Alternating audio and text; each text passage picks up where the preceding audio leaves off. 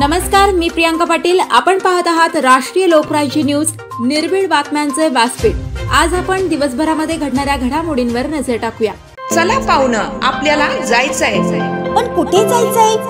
Takli ढोकेश्वरच्या hotel Vaishnavi मध्ये जायचंय। म्हणतात तिथे खूप छान जेवण मिळतं। चला तर मग जाऊया।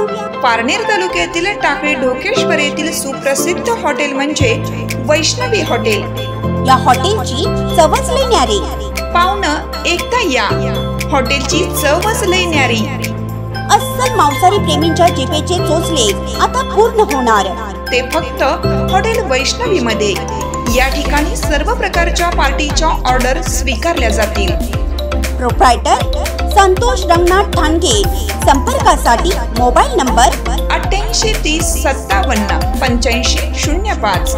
या हॉटेलचा पत्ता नगर कल्याण हायवे, पारनेर चौक, टाकळी ढोकेश्वर, तालुका पारनेर, जिल्हा अहमदनगर।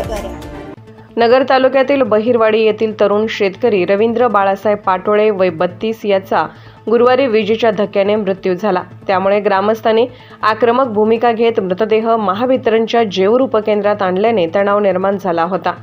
नगर तालुक्यातील बहिरवाडी येथील तरुण शेतकरी रवींद्र बाळासाहेब पाटोळे वय 32 याचा गुरुवारी विजेच्या धक्क्याने मृत्यू झाला। त्यामुळे ग्रामस्थांनी आक्रमक भूमिका घेत मृतदेह महावितरणच्या जेऊर उपकेंद्रात आणल्याने तणाव निर्माण झाला होता।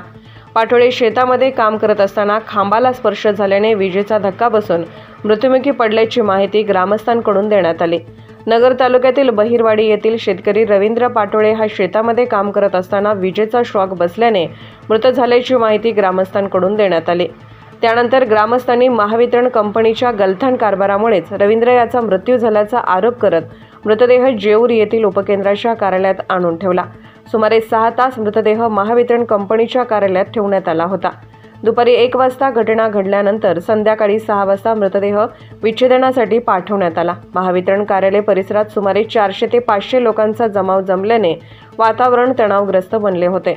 जेऊर परिसरातील विद्युत वाहिन्या, पोल, उघडे रोहित्र तात्काळ दुरुस्त करणे गरजेचे आहे। त्यावर तात्काळ उपाययोजना करण्याची मागणी नागरिकांकडून करण्यात आली। ग्रामस्थांनी आक्रमक पवित्रा घेत अंत्यसंस्कार महावितरण कंपनीच्या दारातच करण्याची भूमिका घेतली।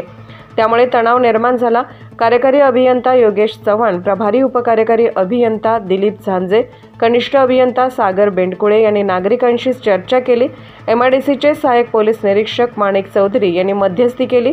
महावितरण अधिकाऱ्यांनी विविध प्रश्न सोडवण्याचे लेखी आश्वासन दिल्यानंतर संध्याकाळी 6 वाजता मृतदेह शवविच्छेदनासाठी जिल्हा रुग्णालयात हलवण्यात आला।